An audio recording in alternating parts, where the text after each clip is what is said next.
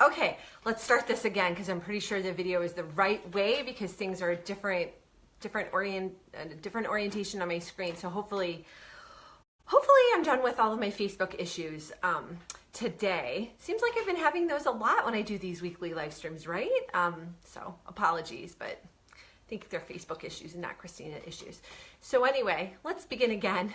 So I am Christina Heideck. I am your fearless leader here in the PTO Superstar Leaders group. We've had an influx of a whole bunch of new members lately, so I just kind of thought it would be nice just to give you a little introduction. If you haven't heard my spiel yet, so here, listen up.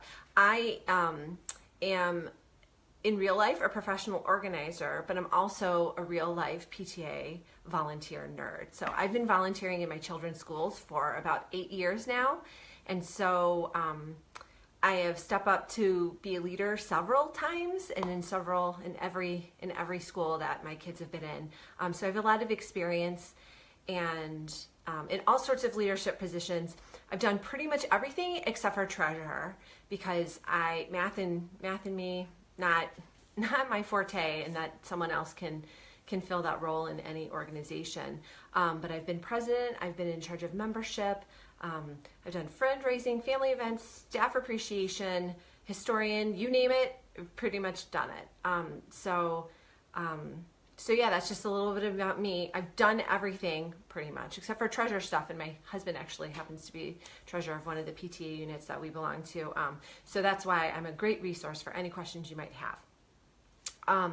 So today I wanted to talk about officer training and transitions, and I know that November might be like a little bit of an odd time because for PTA units that run spring to spring, this is not exactly transition time, but I think in PTA land and PTO land, it's always a super good idea to kind of know what's on the horizon, what's coming up next, so you can be prepared.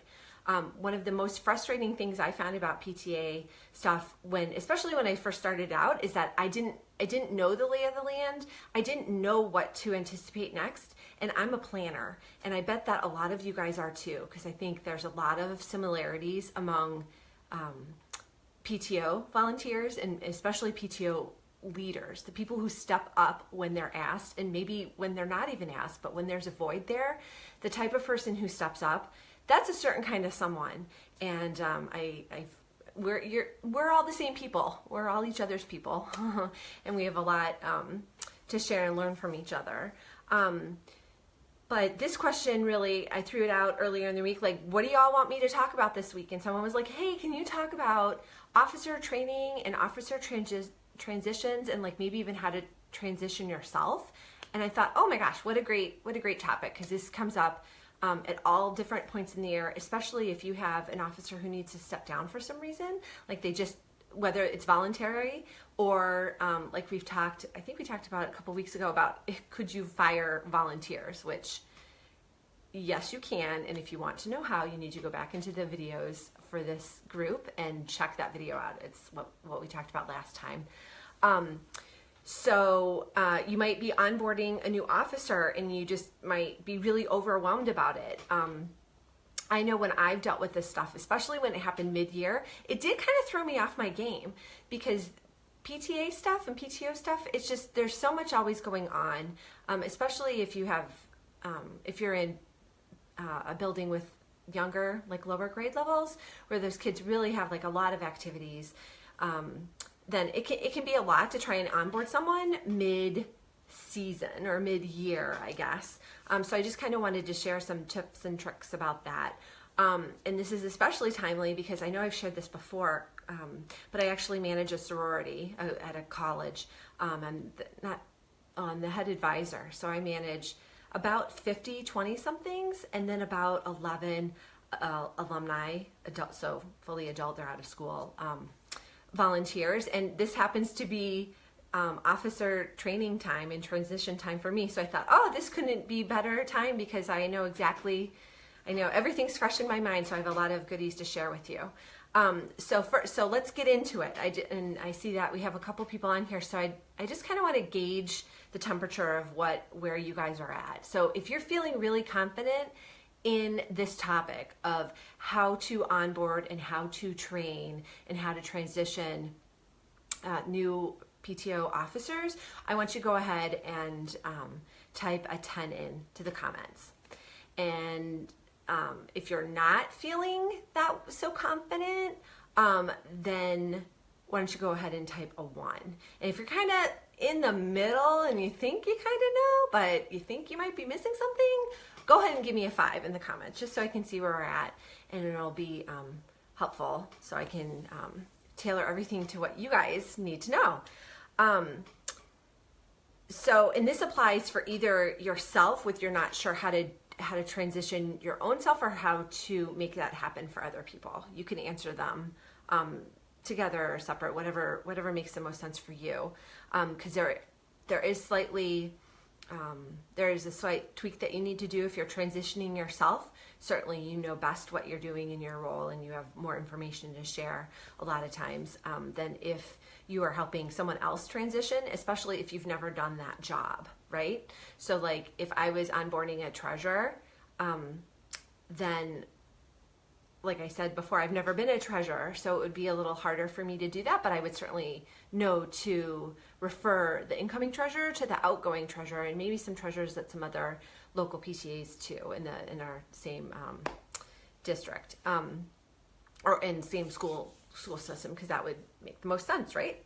Because the fabulous thing about PTO stuff is none of this is really new, but it doesn't mean it's easy because it's new. And so together we can all learn from each other and do this. That's the one great thing, but it's just getting all of those resources in one place and knowing about them really to take full advantage of them. So the first thing that you should be doing when you're transitioning new officers in, and we're not going to talk about yourself. I'll put what you need to do for yourself off to the end. So first we're going to talk about, let's say you're the PTA president and you have one or more new officers coming in that have agreed to help out with your group. So what do you need to do to bring them onto board? Well, first you need to literally get on the same page with them. You need to make sure that they're aware of what they need to be doing in their position. So they need to know the exact details of the job description. So where are you going to find this information? Are you going to look for it online? Maybe, but the best place to start is actually with your group's governing documents. So when I say governing documents, I mean your standing rules and bylaws. And they probably will be in your standing rules, but they could also be in your bylaws. So check both documents to see where they're at. But a lot of times in well-established PTOs, that information will all be in there because someone has said, hey, we really should have what it means to be president written out somewhere, so that there's no gray area and there are no assumptions, and that the president does their job, right? Because you always find in any situation, and the more I volunteer and the more in the different organizations that I volunteer in, it amazes me what you think like some people know, or they should know, or should go unspoken, that you actually have to say. And I find this actually a lot with the sorority women that I advise, because they're in a different generation than me. They are about half my age now, and it's amazing. I'm like, why? I don't know why I should have to say, like, for example, you can't wear pajamas when you have someone from an outside organization coming to your event. Like if it's just everybody in your group, wear the PJs. But like somehow that's been lost generationally and they just don't understand. And that's not an example that is totally applicable to PTA stuff, but you know what I mean. Like something that you just think are like, it's a total given, but yet it's not. Like other people don't think the way you do, and that's kind of what makes this so tricky. So having well fleshed out job descriptions can be super helpful. If your group does have them, then great. Use those and cut and paste them from the document, actually, because a lot of the stuff you got to really dumb down. It's not really maybe dumbing down, but it's making it super accessible. So rather than attaching the bylaws and standing rules to the email to the new, let's just say the new membership chair, go ahead and excerpt out or excerpt out the responsibilities for the membership chair and go ahead and paste them right into the body of the email, so the person has no excuse. They're right there, right? So of course you do for sure want to send them copies of the governing documents, but make it super easy so there's no excuse. And you can be like, Cindy, did you get that email? Like I sent you with all this stuff. And if you ever need to follow up with Cindy about how she's not doing her job as membership chair, then you can be like, hey, it was right in the body. Go back and review those, make sure you're not missing anything. So that can be really helpful. But you really do have to take that extra step to spoon feed the information to people, because everyone's busy and chances are they're probably not looking for this stuff because they just don't care. They're busy. We're all busy. So make it easy for them to get the information that they need. So then the other thing you need to do is make sure that each officer knows what resources they have. So if you were a PTA, you're gonna wanna hook your people up with the district advisor or the state advisors that they have, because that's a really fabulous resource. If you're a PTO, you're gonna wanna look to, maybe you have teachers who have volunteered in certain roles. So if it's the head of the yearbook club, make sure to hook them up with the teacher who supervises the yearbook club and stuff like that. Don't assume that they know this information. Make sure that it's just all spelled out and you're like delivering it to them in a nice little, package with a bow on top and go, here you go, giving you everything you need to do your job, and let them have at it. The other thing your group needs to have, if you're not already using a system like this, in this day and age, I know there's a tendency, especially with me, I'm a hybrid kind of person. I like to have certain information available to me digitally, and then I also like to have information on paper. So it's a constant struggle. It's a constant struggle for me because I've yet to figure out where exactly I land, and I think I'm landing solidly in the hybrid land where I need a little bit of both. But now I think that it really would benefit your group if you don't just have everything written down on paper, if you also have a digital file created. And so the easiest way to do this for PTOs is to have everything stored in Google Drive, or Google Docs, or whatever it's called right now. I personally don't think that Google is going anywhere. I think they're such a behemoth that they'll be around, they'll outlive us all. And so I don't think this service is ever going to go away. I don't think they're ever going to charge for it. They do if you exceed certain storage limits. But I think for PTO purposes, like the 15 gigs that Google offers for free should certainly be enough for many, many, many, many, many years. And if you start to exceed that amount, then you need to trim some things out that you no longer need. So when I was president at the lower elementary school, we didn't have a Google Drive. People were still passing around flash drives. That's great, except for flash drives get lost. Flash drives start to degrade and the information becomes corrupt, and then you can't, or the flash drive itself becomes corrupt, and then you can't access the information. So that's why I really recommend having it live on Google Drive, and or all of the information live on Google Drive, and you're going to organize it by really simply. So how I set mine up was you have a file or a folder for the entire PTA or PTO, then you have a file for documents that are needed by each individual chair or officer. So like a treasurer has a folder, a membership has a folder, and then you have another folder that contains information that would pertain to any officer or committee chair. So like a copy of your tax exempt form so that they can just copy it or download it and print it and use it as they need, or a deposit slip form or an expense reimbursement form. Stuff that everybody would need lives in that general form.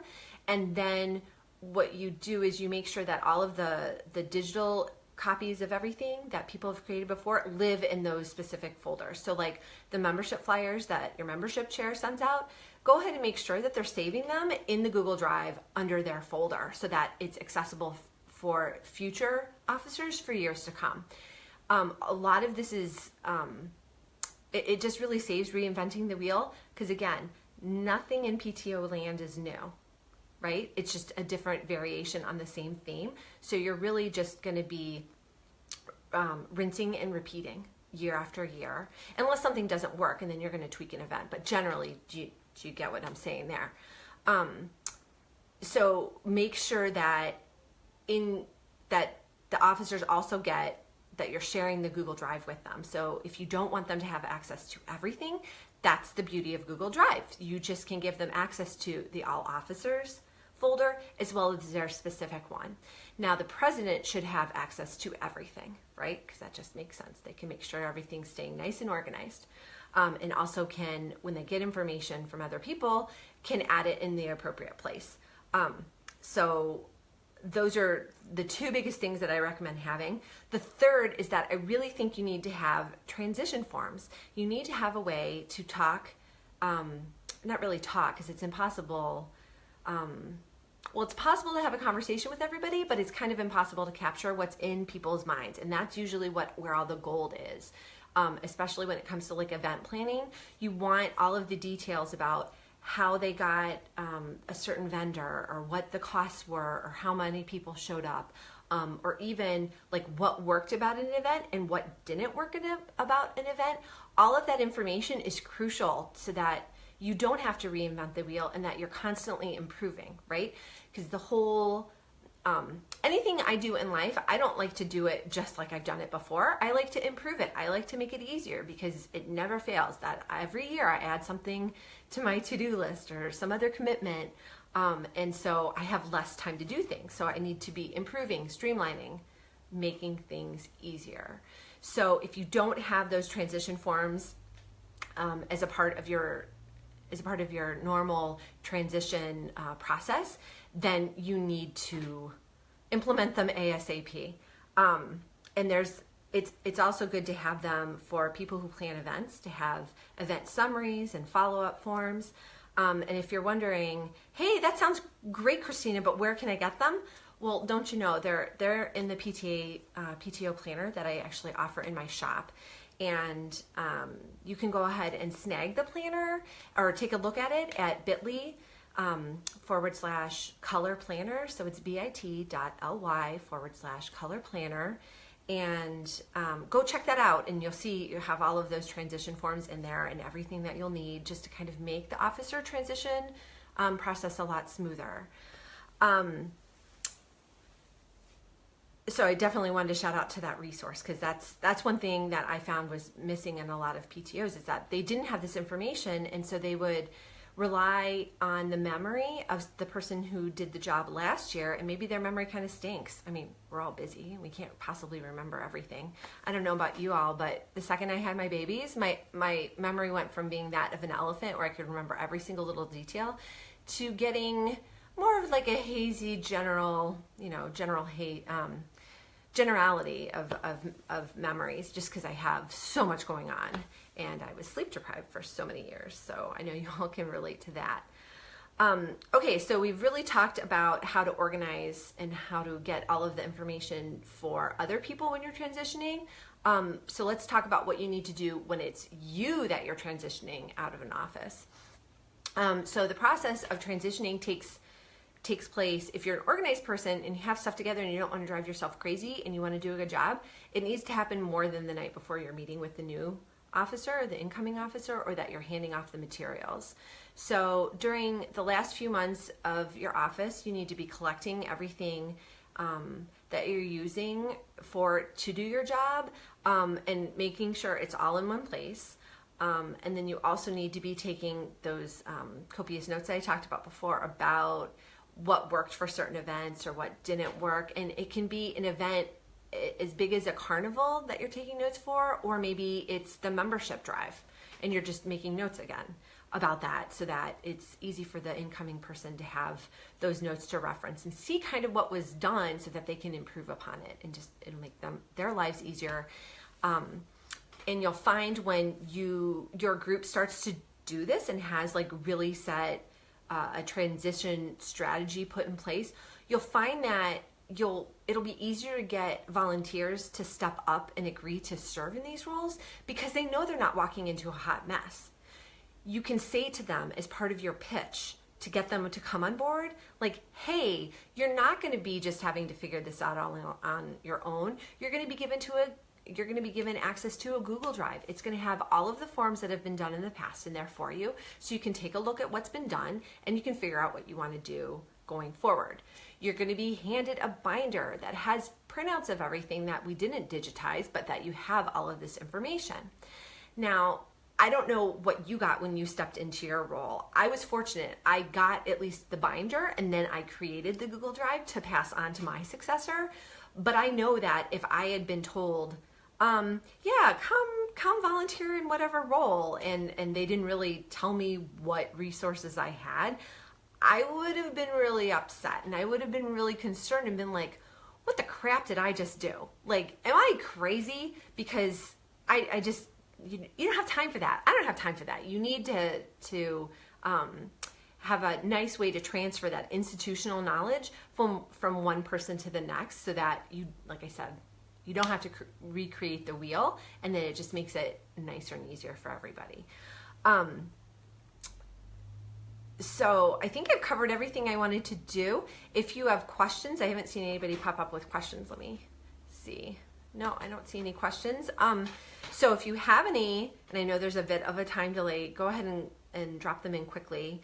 And otherwise we can just wrap up and I can take questions later. But I hope that this has been super helpful for you, and given you some things to think about as we enter into the spring months. I know in my groups, I'm actually membership chair in 2 PTAs. Only one did I attend. The other one, they needed somebody, and I was like, I can do that too. I love our president, and I didn't want her to have to do even more than she was already doing. And so I'm like, I can do that too. Not a problem. But for our PTAs, the membership chair is actually in charge of the nominating committee and developing the slate of officers for the next year. So this is going to be not top of mind right now, but in kind of sort of getting there. So it's good that we're talking about this now, so that you have the information when you need it in early winter, or early 2018, really, I should say. So, okay, it looks like there aren't any questions. If you think of something later, go ahead and pop it in the comments, and I'll try and answer your question and point you to resources. And again, I just wanted to give a shout out to the PTO planner. It has pretty much everything you'll need to run your PTA. I developed it because I found that I didn't have the tools that I needed to run my group the way I wanted to run my group. And I knew that there was a better way, so that's why I developed it. And the current planner that I have listed in my shop right now only runs through the end of, I think, this school year, and I'm going to be coming out with a brand new system. I'm really excited about it in the spring, and I just wanted to let you know, if you do go ahead and purchase the planner today, you will be getting a coupon code to use for the new planner. So it won't be like, I just bought this one planner and it should work, and now you want me to buy something new. I'm slightly tweaking the systems to better serve you guys, and because I figured out, like, this is almost right, but not quite. And so I kind of developed a new system. So I'm really excited to show that to you, because I think it's really going to help you lead your groups more efficiently and more organized and in a more sane way. And that's all goodness. So, all right. The other thing I wanted to share is that next week is Thanksgiving, and I will be traveling with my family. So I am not going to be here to do a live stream next Wednesday. So I know you're maybe sad, but I will see you the last week of November. If you have an idea or a question that you want me to, if you have an idea for a topic or a question that you want me to answer on a different topic, go ahead and let me know, and I'll see if I can fit that in for the live stream that week. So until then, have a great week, and I will talk to you later. Bye-bye.